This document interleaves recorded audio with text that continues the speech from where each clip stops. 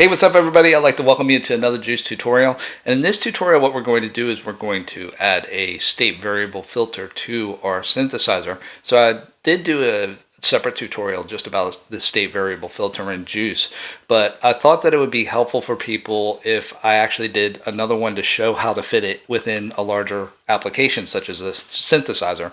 So that's what we're going to do today. Before we get started, please be sure to join our audio programming community on Discord. It's a great way to connect with other audio programmers and learn from each other about audio programming and all things that are happening in this amazing world. And you can join us for free on theaudioprogrammer.com/community. Also, if you find this tutorial helpful, be sure to like and subscribe. It helps out the YouTube algorithm and all that good stuff. And without further ado, let's go ahead and get started. So what I've done is I've taken the liberty of actually creating a little simple UI for this. And what I'll do is I'll put the commit for this and the link to this particular state of the synthesizer below in the description. So that's what we have at the moment. We have an oscillator that can switch between sinusoidal and square waves. Also, you can change the FM frequency and depth, and we have an amplitude envelope. So what I'm going to do now is I'm going to go ahead and start implementing this filter. So first thing that I'll do is I will actually pull up the Juce API, as we always do. This is a good way for us to get going, and we're going to use the state variable TPT filter, which is right here. So there are two state variable filters, and you want this one, the state variable TPT filter. This is a newer one, and it's really good.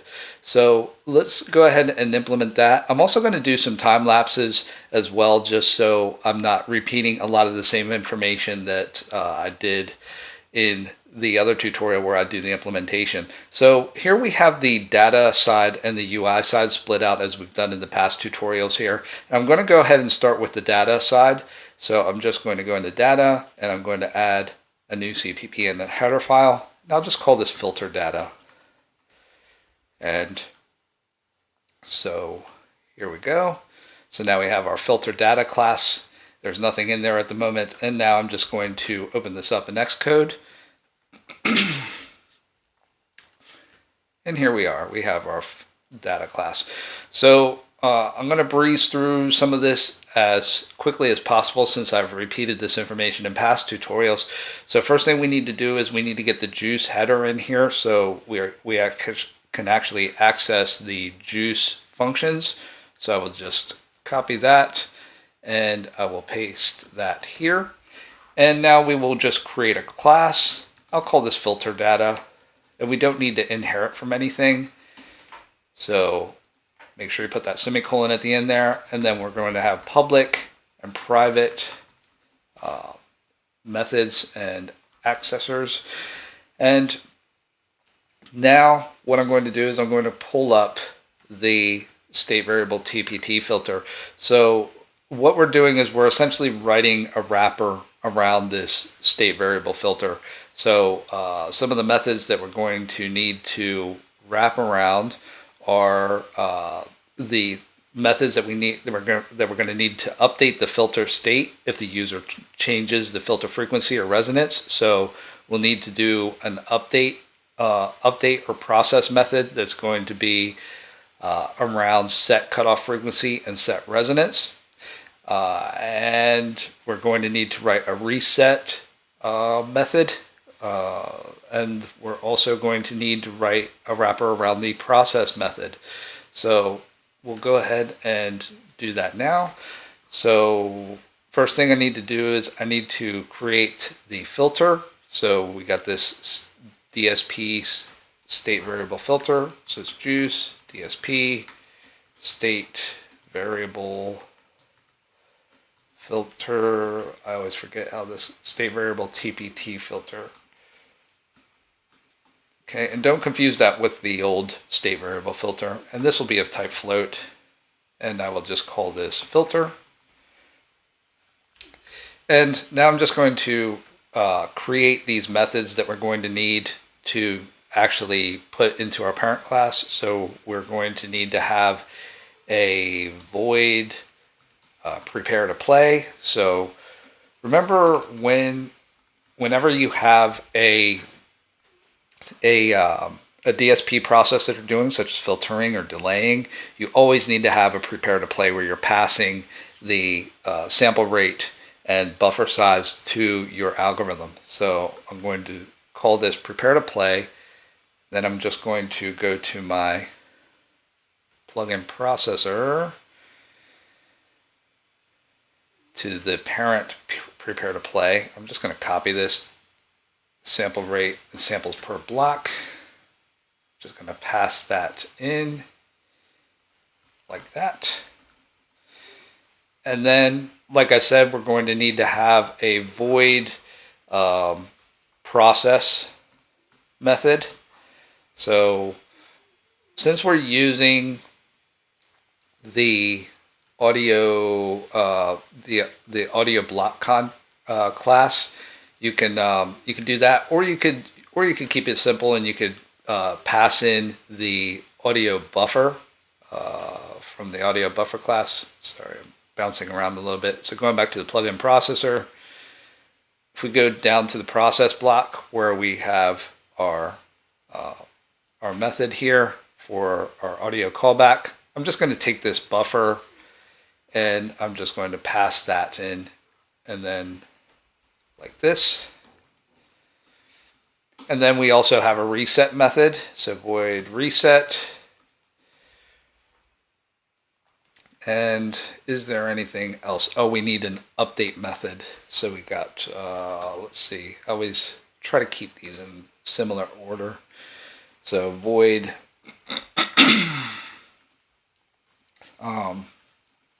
update parameters. Okay, and I'm going to come back to that. So so let's see. Actually, no, I'll actually put the parameters in there now. So let's have a look really quick. And we can see that this takes a type object, which is in the state variable TPT filter class. And that's this. I've already gone through this in the other tutorial, so I'm not going to go harp on this too much. But this is an enumerator, so this will cast to a 0, a 1, and a 2. So because that's what enums do. And so what we'll do is we will make a const int filter type. And then we will need the cutoff frequency. So that's going to be a float. So I will say const float frequency. And I will say const float resonance. Okay, so the user will be able to set the filter type, set the frequency, and set the resonance. Okay. So that's what we're going to eventually call in our plugin processor, where we're passing in the parameters, because our audio processor value tree state is the place where, as I've said in previous tutorials, where we have a list of our parameters that the user will be able to modify. And so we're going to need to create some new parameters for this filter to allow the user to actually modify these. So what I'm going to do is I'm going to go back to filter data, and I'm just going to actually create these methods. So I'm just going to copy those. Now I need to do the implementations like so. So I'm just going to take them like this. And of course we're in the filter data class.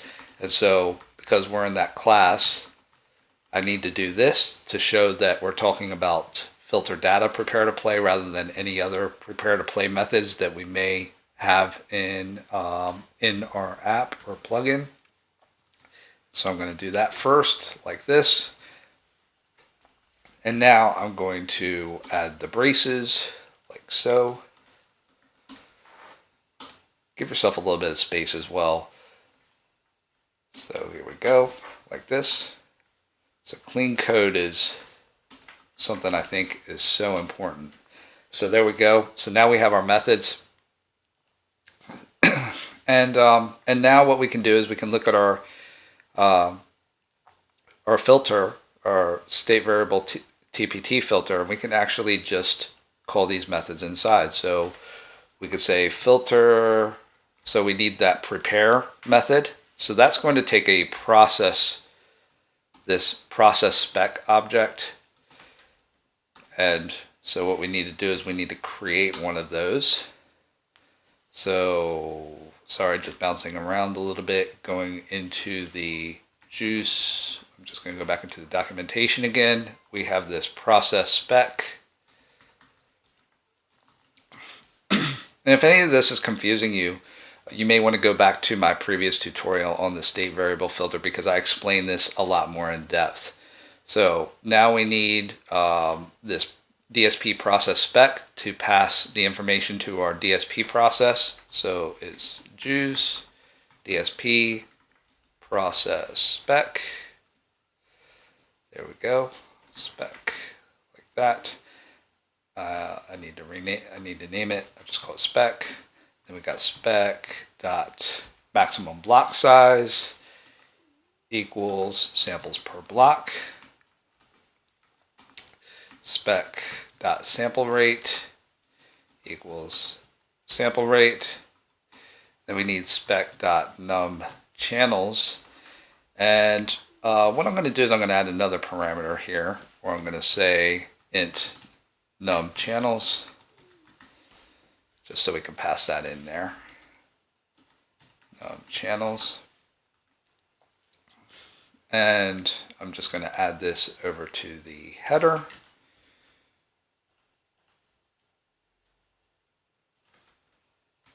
There we go. So now we're in our header as well. And then now I can just pass that spec object to the filter, okay? Because the filter just needs to know the information about all of these things. Now we have our process method. So we could call filter.process. And we can see that it takes this context, this process context object.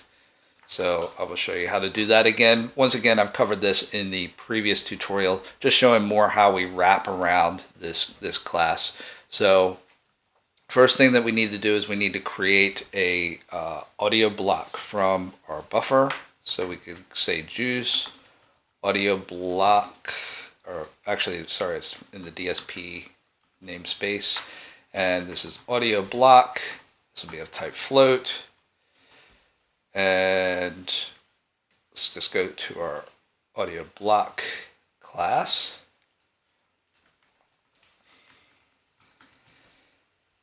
And here we go. We're going in there.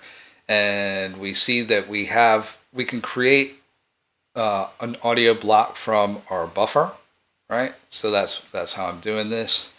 And so I'll just call this block, and then the block, the constructor argument is from the buffer. And then in here I can call block dot process context. Sorry about this. I always get these mixed up if I don't use them for a couple days. So process context non-replacing.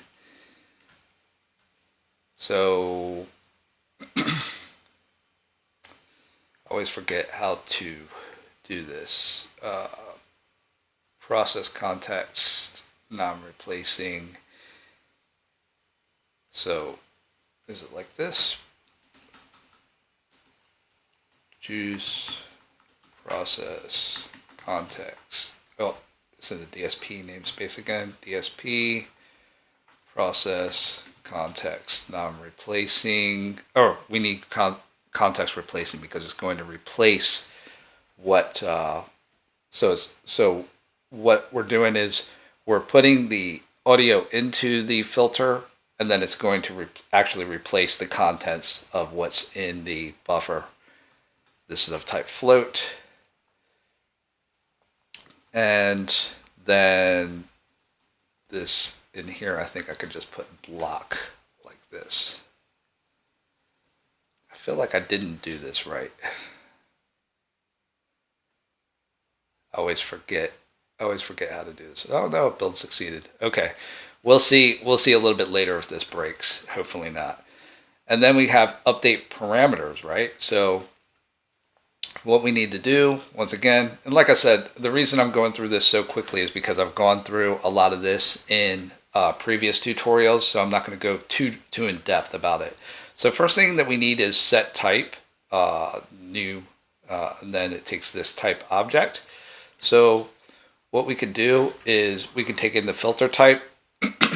I think a switch statement would be the sensible way to go here, because the filter type is never going to be two things at once. It would only be one thing, and to do it with an if statement, it would be a lot more complicated than if we did it with a switch. So we could use a switch statement, and in here we put our filter type, and then case 0 would be filter dot set type, and then in type, just going to open this in a new tab. So we want DSP state variable TPT filter type low pass. Okay, so Juce DSP state variable TPT filter type, and then low pass. Okay, just like that. And now we just need to do the same thing for band pass and high pass. So this will be 1, this will be 2. Just make sure that we get these right. Band pass, high pass, and then I'll just get rid of this. So, or actually, what I like to do is something like, no, I'll just get rid of it. It's fine. So that's fine. And then now what we need to do is set our frequency and our resonance. So we will say filter set frequency, set cutoff frequency, filter dot set resonance.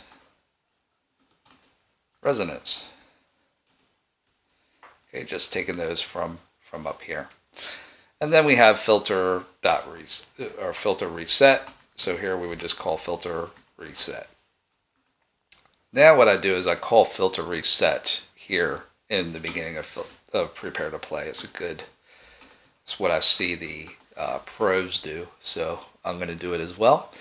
So there we go. So now we have, I think our class is pretty much set up for this filter data.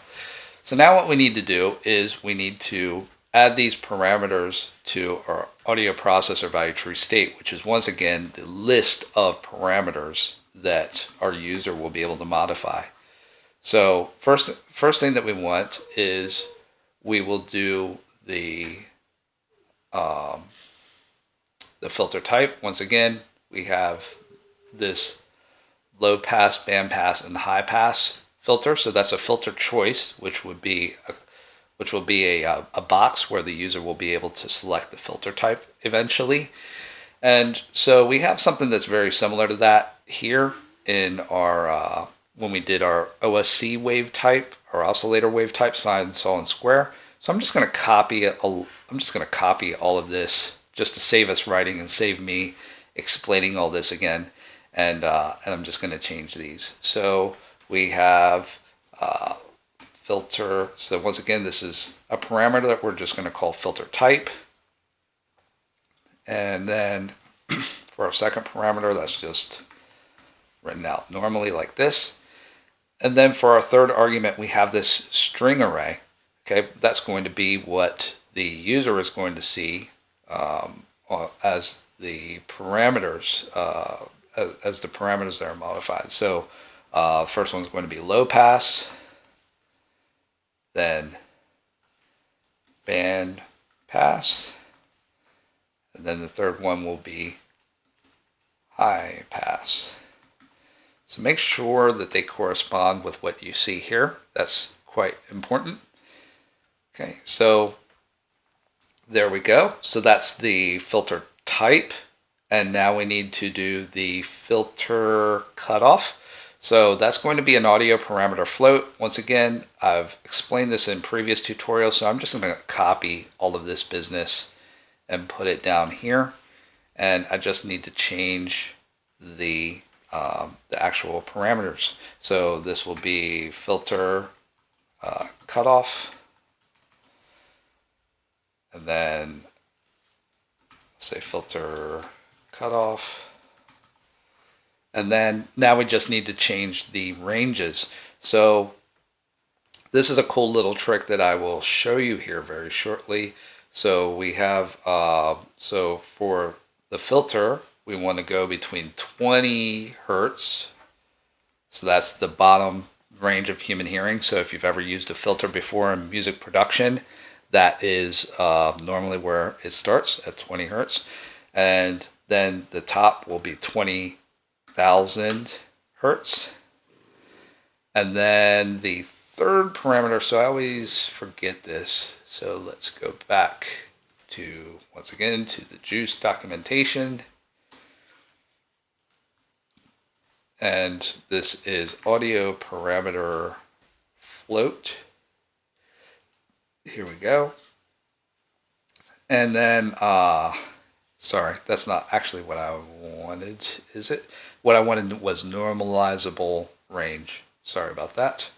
So I want these, I want to figure out the constructor for this normalizable range object. So we have a couple different ones here, and I'm going to show you a little cool trick.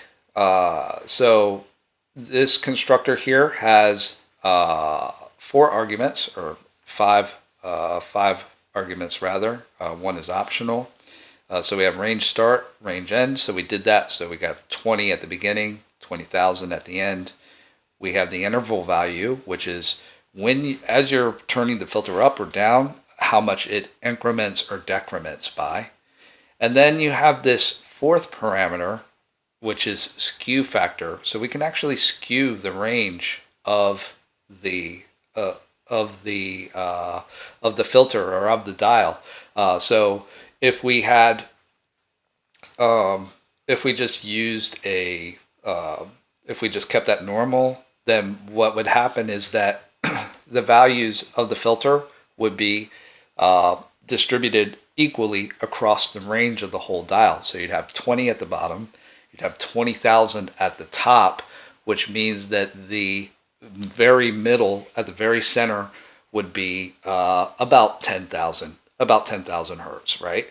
So if you've used filters before, then you know that a lot of the range of where you want a lot of the control of the filter is actually kind of from 20 hertz to about 1,000 or maybe 2,000 hertz. Okay, so that's where a lot of the times where you want the most distribution to be. So maybe I want kind of 2,000 hertz to be the middle rather than 10,000, so that you get a wider, a larger range of control from 20 hertz to 2,000. So you can use this skew factor argument. And let me see if I can click into jump into definition. And the skew factor, actually, you have to scroll down a little ways to actually see where that actually is. I know this because I've done this a couple hundred times. So where is it now? Okay, here it is on line 227 in our comments. It says a factor of 1.0 has no skewing effect at all. If the factor is less than 1.0, the lower end of the range will fill more of the slider's length. That's what we want. In my experience, I've found that a factor of about 0.6 seems to be about right for this. So I'm going to add a fourth argument and make that 0.6, and that will be our skew factor.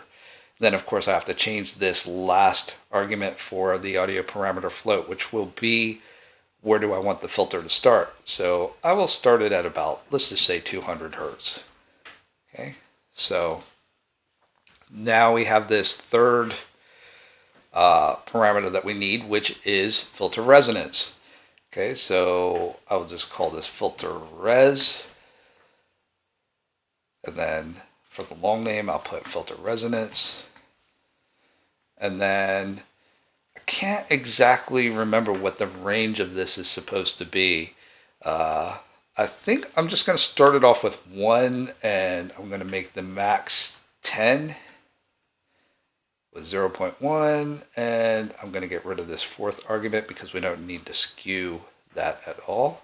And I will just put the resonance default to 1.0.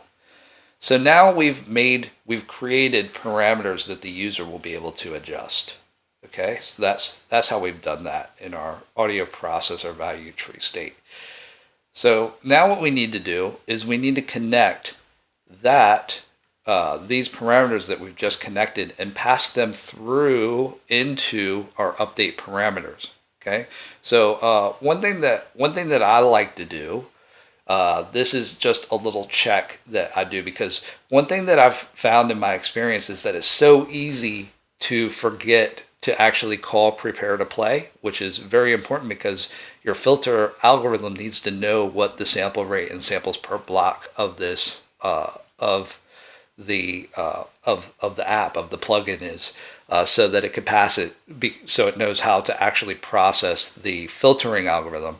So what I like to do is I actually like to do this, make a little boolean here. So I will call it bool is prepared. Now we'll set it to false. And then what I will do is after it's done all of this, I will say is prepared is equal to true. So this, and then what I do here in process or in update parameters, well, it's mainly in process. What I want to do is I want to make sure that the prepare to play has been called before it tries to call process. So I will just do a this jassert, and I will put in here is prepared. So what will happen is that when I'm in debug mode, that if I have not called prepared to play, then is prepared cannot be true, which means that this will actually stop and say, hold on a second, you need to call prepare to play. So that's the reason that I do that. Okay, cool. So now what we need to do is we need to get this into our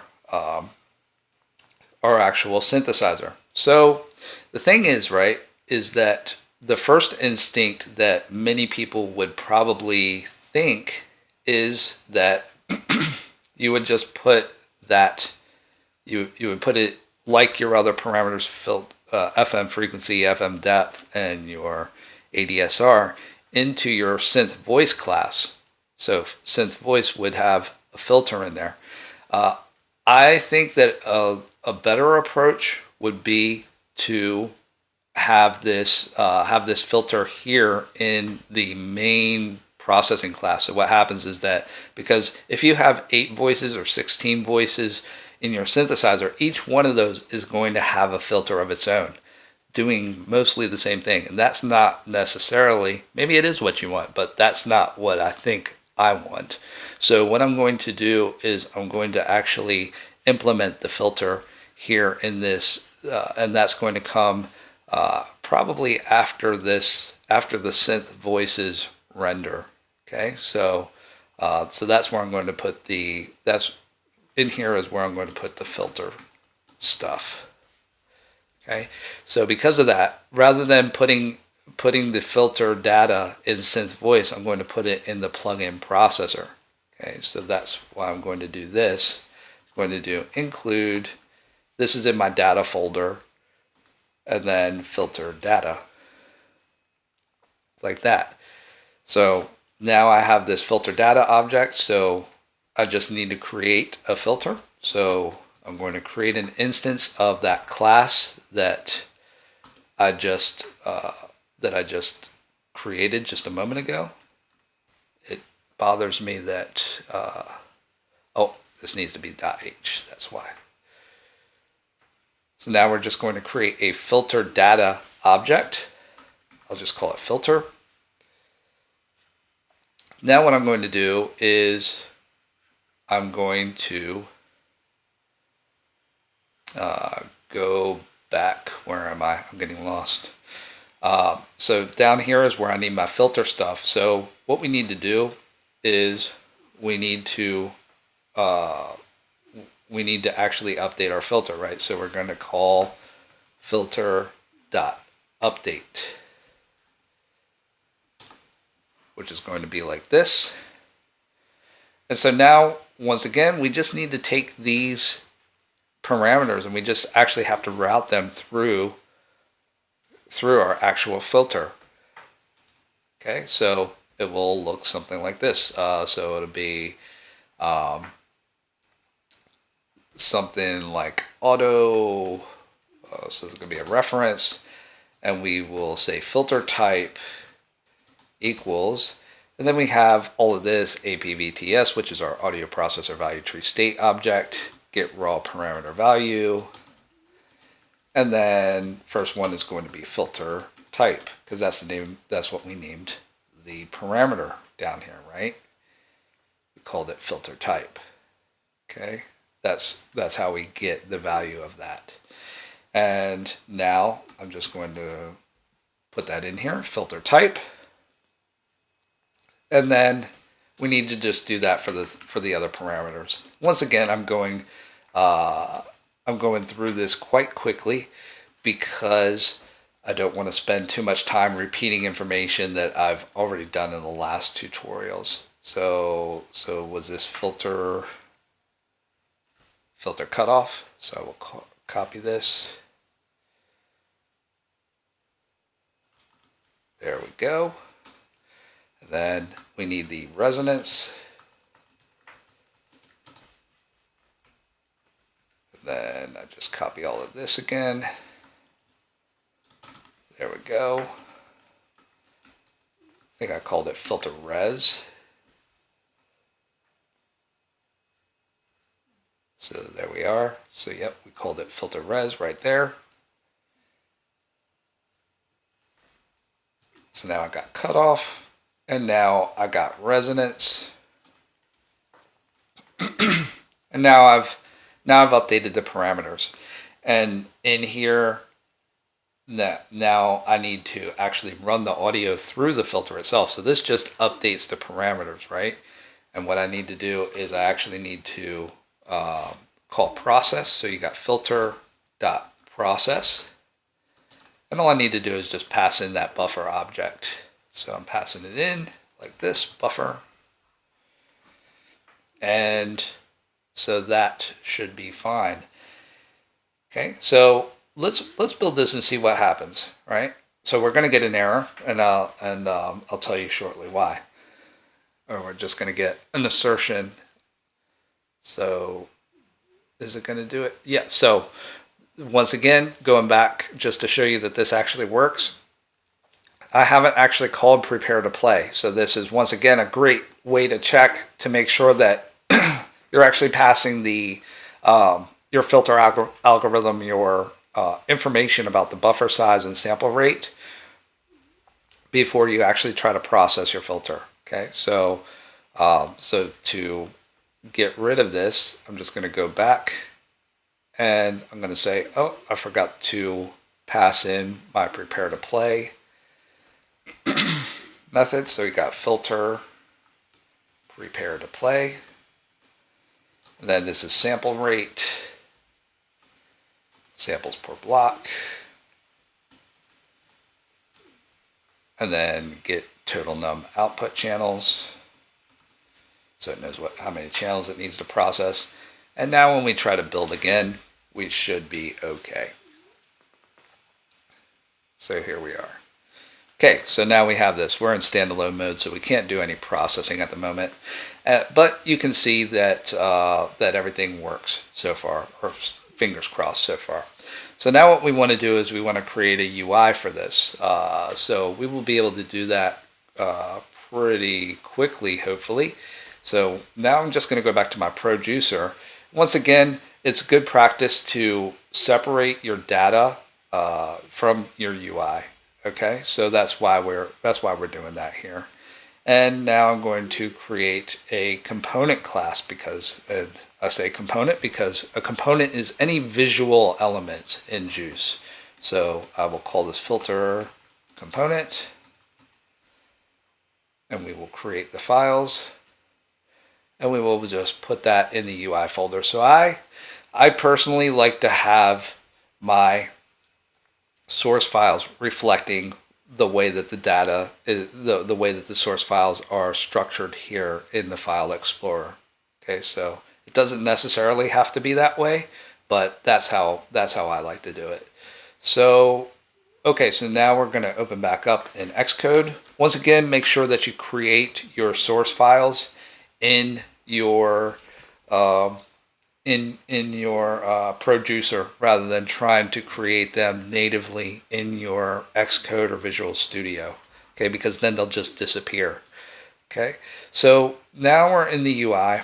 I'm going to copy some information in a minute to speed this process up.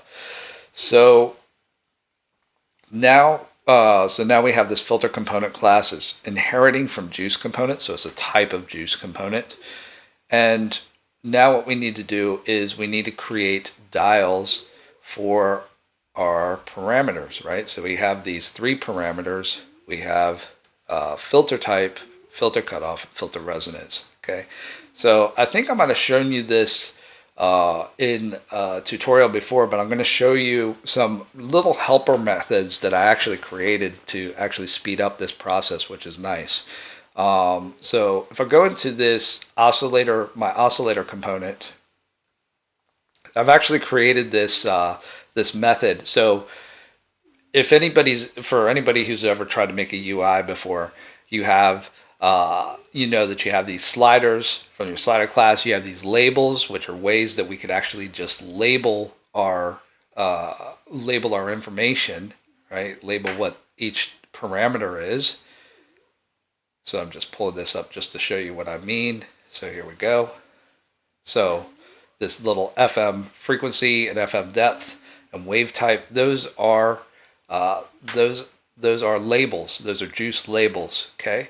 So what I did was I thought, well, the position of these two dials is relative to they're basically the same, right? So there are a lot of similarities between how you set these two things up.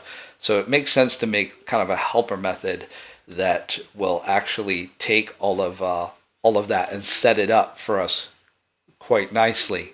So I created this method called set slider with label that if I had a little bit more time, then I would probably just create a separate helpers class or utils class where I would actually have this method and be able to call it from anywhere. But for the sake of time, I'm just going to copy it, and I'm actually just going to paste it here in this filter component class. Okay, so that's just like a little helper method, and I'll show you exactly what that does here very shortly. So, so here's the method here. I'm just going to paste it, and then I'll show you what it does. So here we are in filter component. Since we're in filter component and not an OSC component, I need to change this to filter component, like so. Okay, so what are we doing in this method? We are taking in a slider, a label, our audio processor value tree state, a parameter ID, and an attachment, and we are doing some stuff with it, some standardized stuff. So we are setting the slider style to a rotary slider, so it'll be a dial. Then we're setting the text box style of the slider to have the actual parameter, the current frequency cutoff set beneath it, and we've set a size to it, and we've added it and made it visible. So this is all stuff that's kind of pretty standard stuff you would have seen in my past tutorials if you've been following them. But this is just a way for me to do this to sliders and labels and make them all kind of uniform no matter where they are in this plugin. So now what I need to do is I just need to actually create these sliders and labels, and I'll just do that above here. So we got Juce, slider, and I will call this filter cutoff. And we have Juce, slider, and this will be filter resonance. Okay, so those are the only two sliders that we need, and we need a combo box to select between low pass, band pass, and high pass, right? So it's Juce combo box, and this will be filter type selector. And I think that we need default arguments there, so I'm just going to check on that. So combo box.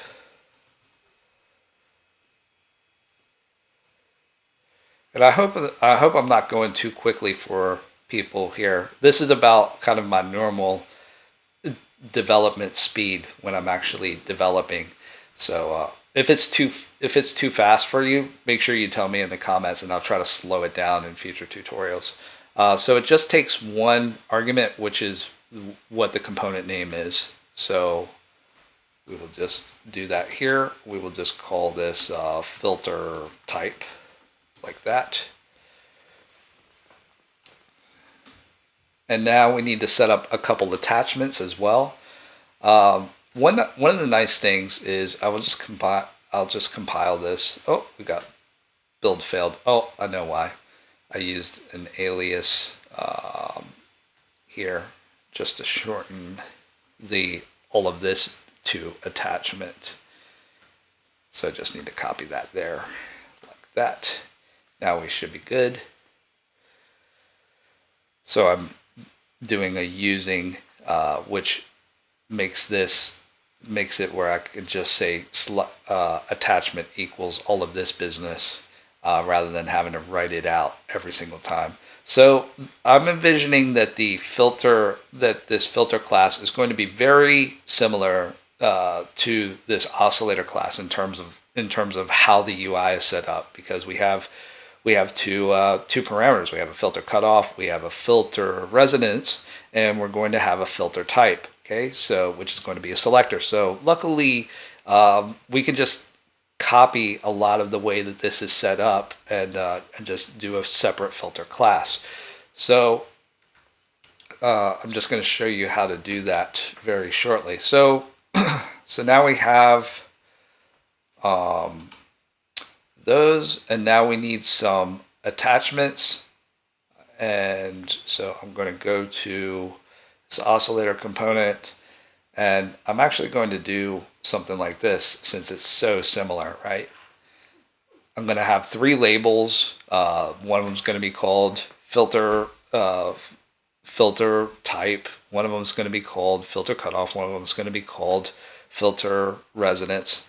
So I'm just going to take this and I'm going to say, you know what? I need three things from here. So I'm going to need the combo box attachment. So I'm just going to pull that over here to my filter component like this. And this is going to be filter type selector attachment. Maybe that's too long of a name, but I'm just going to leave it like that. So that's the attachment, and what it does is it attaches this UI component, which is the combo box, to the parameter in our audio processor value tree state, which is our filter type, where the user can actually select the filter type. Okay, so those, once again, stuff that I've kind of gone through in depth in previous tutorials. So, so now going back to our oscillator component class, because this is so similar, I'm just going to copy a lot of this stuff. So we have two slider attachments, and 3 labels. So that's why I'm just going to put those here like this. Now I'm just going to change the names. So this is going to be filter cutoff attachment. It's going to be filter frequency attachment. And now we're just going to change these labels. Okay, so we have, this is going to be filter selector label. And now, so it's going to be filter type, and I will just call this filter type here. And then we need filter cutoff label. I'll call it filter freq, FREQ label, like that. And what do you know? We got filter freq like that. And now we just need to do the same thing for our filter resonance label. So I'll call it filter res label. Once again, just need to rename these filter resonance. The first argument is the actual component name, and then the second one is what text is actually showing. Filter res. Okay, so now I think we're okay to go. So we have a combo box, we have 2 sliders, we have 2 slider attachments, we have 3 labels. So now we just need our, we just need to let this method that we've created, this helper method, do its work. So I will show you how to do that. I'm just going to erase all this business. I'll come back to it later. Erase this. So now we can call these set slider with label methods that we've just created. So we go set slider with label, and you're going to see the benefit of how I've done this in just a few moments. So the first slider is going to, so we'll start off with the filter cutoff slider, right? So we go filter cutoff. Oh, one thing that I like to do is I actually like to call these sliders. So like this. Once again, just my personal style. And then filter cutoff label. I called it filter freq label, but yeah, let's see, which one am I going to change? I like to keep these the same. So we got filter freq slider. I'm just going to call this filter freq label. Go back here. And I'm just going to make sure that these are the same. It's not that important, but I find it's a lot easier to read. You know, if you have one that's called filter cutoff, one that's called filter frequency, now you can start confusing them. So now we've run into this situation where we have the audio processor value tree state to use, but we don't actually have a way to access that through our plugin editor, right? So what I need to do is I need to give access. I think I've gone through this in a previous tutorial, but I'm just going to show you how to do that. So we need to pass it in via our filter component constructor. So what I'll do is I'll say Juce audio processor value tree state, and this is going to be a reference. We don't want to make a copy of it.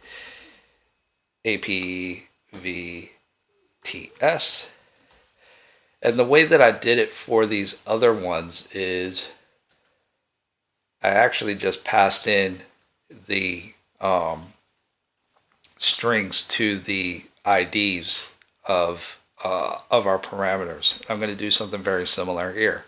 So I will just copy and paste this here. So it's going to take three IDs. And by IDs, what I mean is this: filter type, filter cutoff, and filter resonance. Because we need to know what parameters from our audio processor value tree state map to which sliders. Okay, so this is literally taking the data and it's mapping it to what parameters the user is controlling on the UI.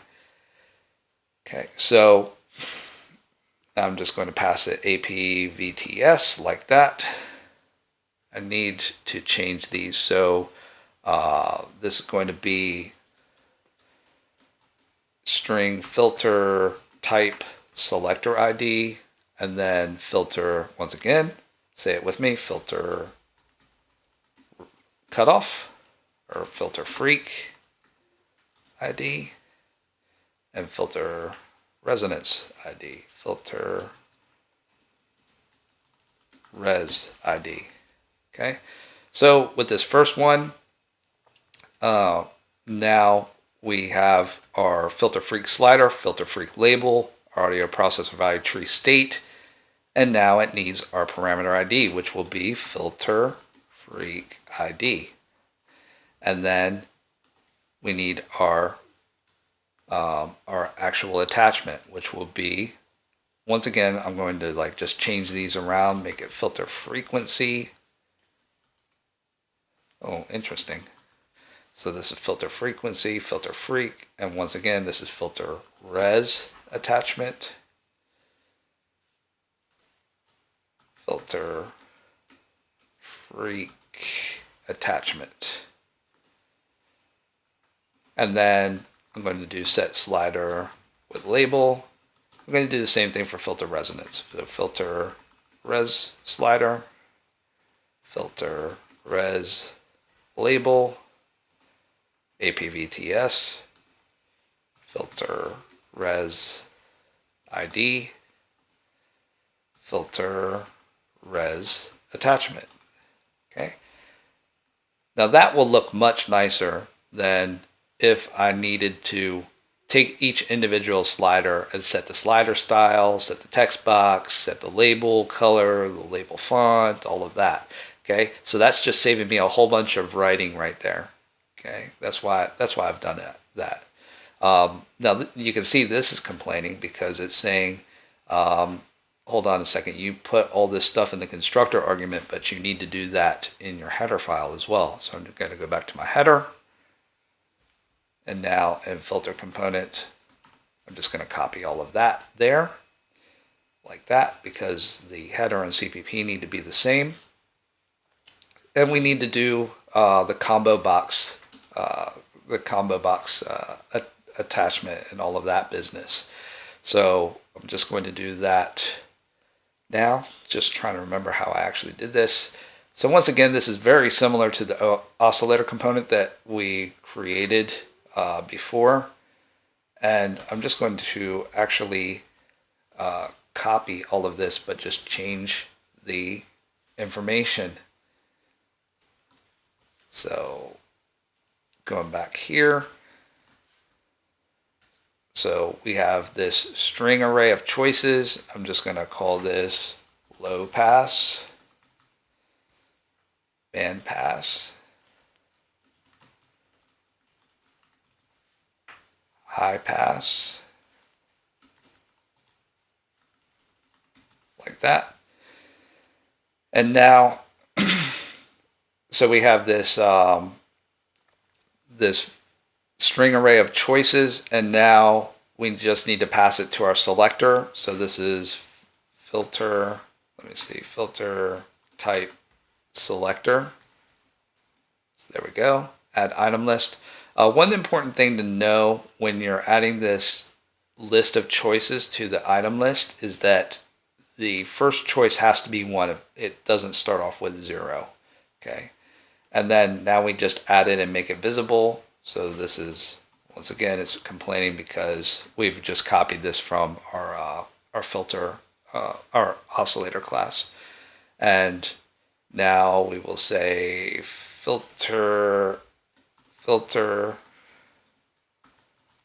type selector attachment equals all this stuff, combo box attachment, and this will be filter type selector ID. And then we need this to be the filter type selector. Filter type selector. So that's fine. And now we just need to fix this label, which is filter selector label. So here we go. So once again, I'm doing this, I'm just going through this very quickly because this is stuff that I've already gone through in previous tutorials.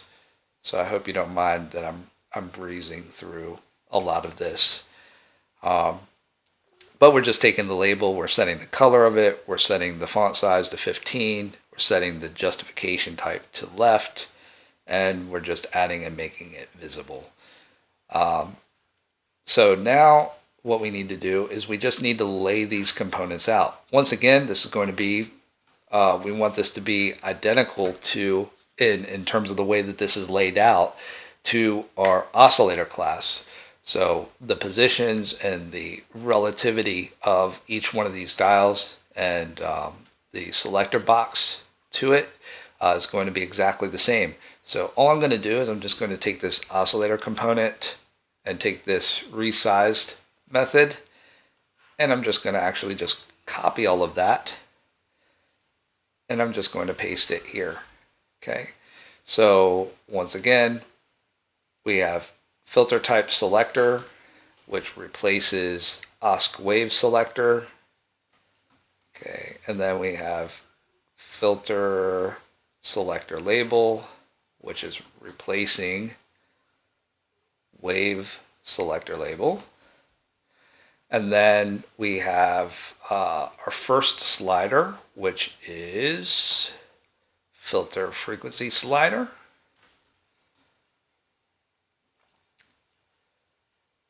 And you can really go wild with how much you abstract this out.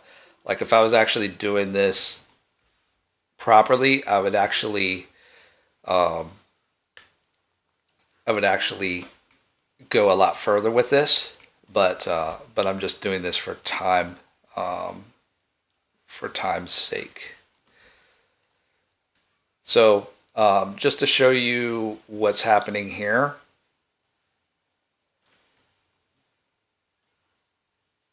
I have a filter frequency slider that which is actually a dial, and I'm setting the X coordinate of that to the right hand side of where filter type selector actually ends. So you can use these helpful methods like get right or get left that actually get like the right hand side or the left hand side of another component. That's really nice to get nice spacing between your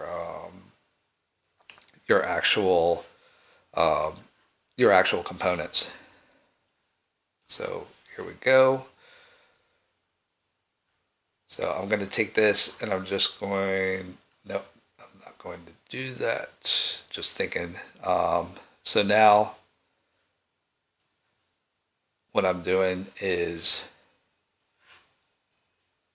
I'm just thinking about a couple things at once. So now I have this filter resonance slider, and I want that to be on the right hand side of the filter frequency slider.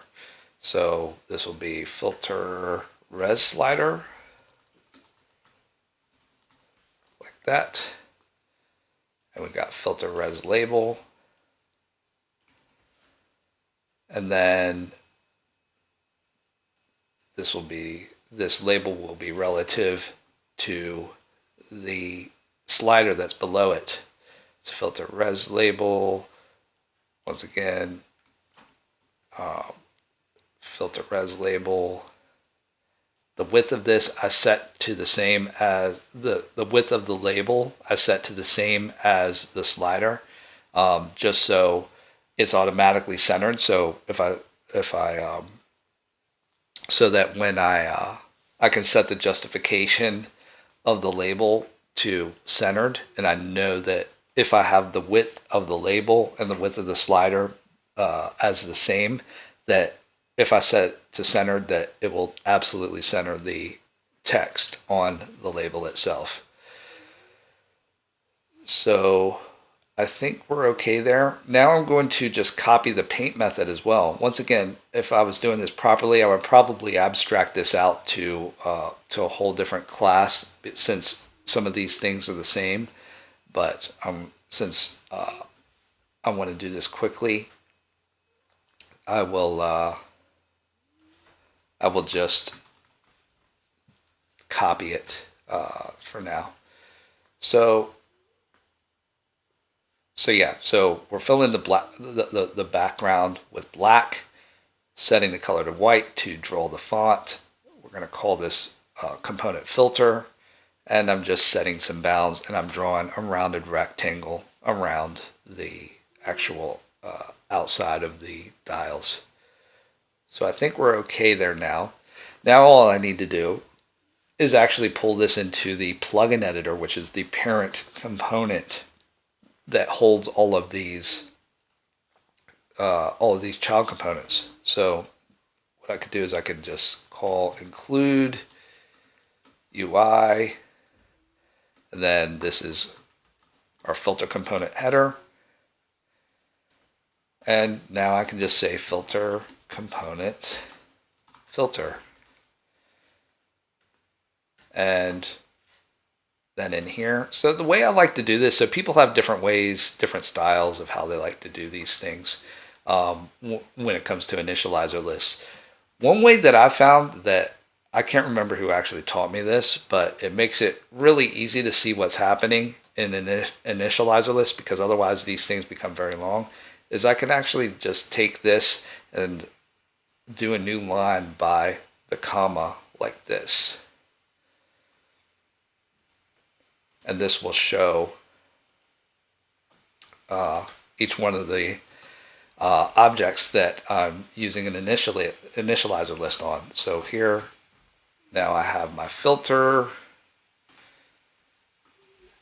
And then, once again, I just need to copy the audio processor value tree state in there.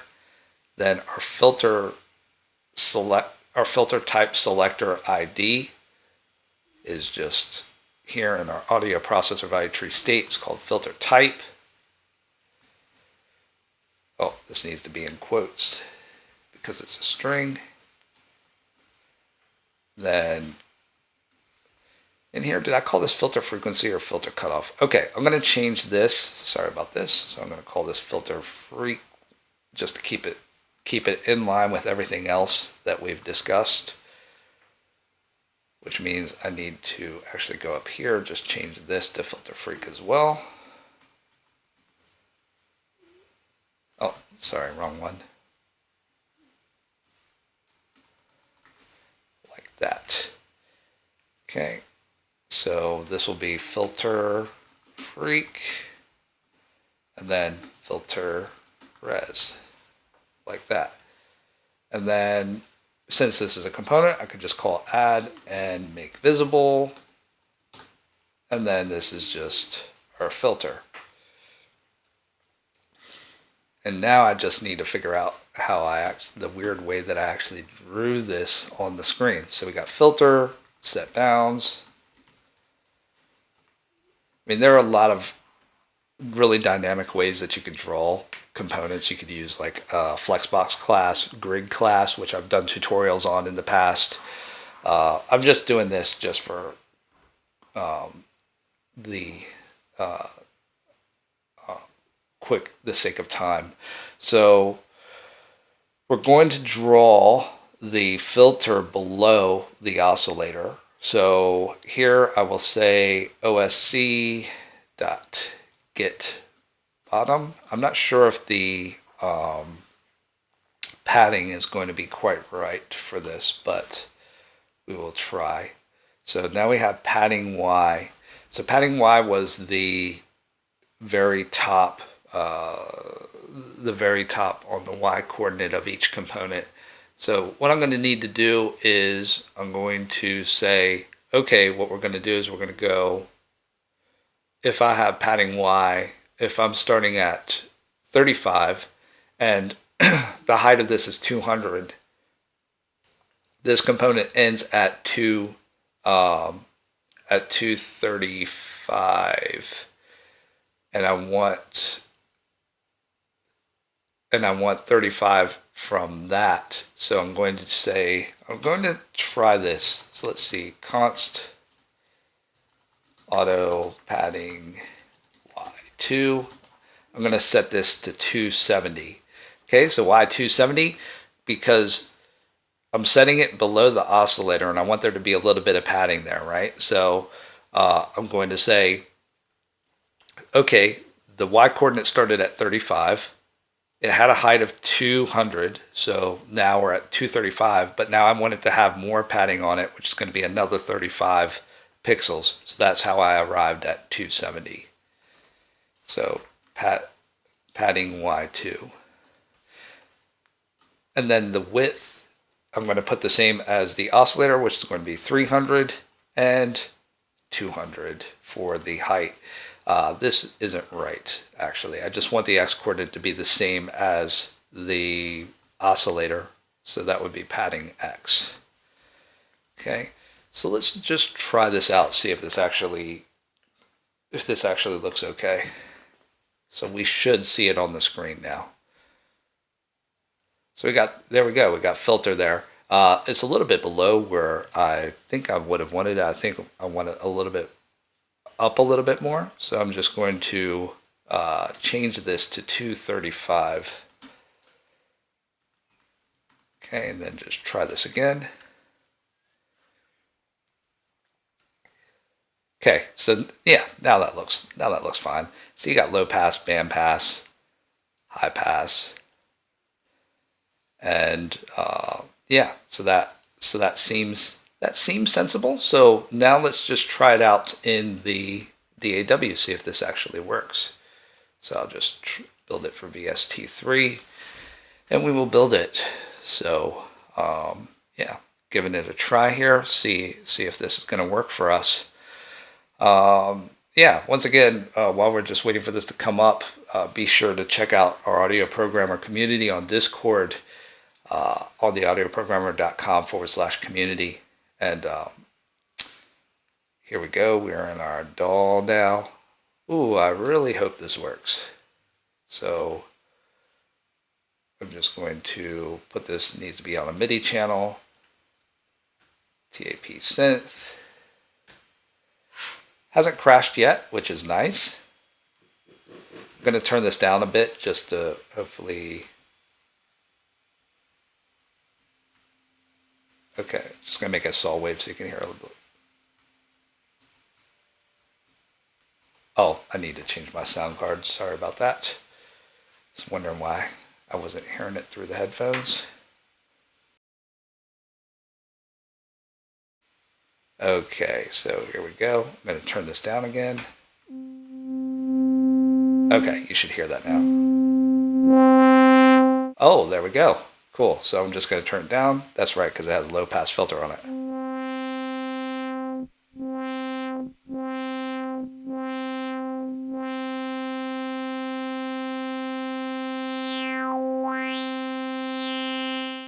Nice.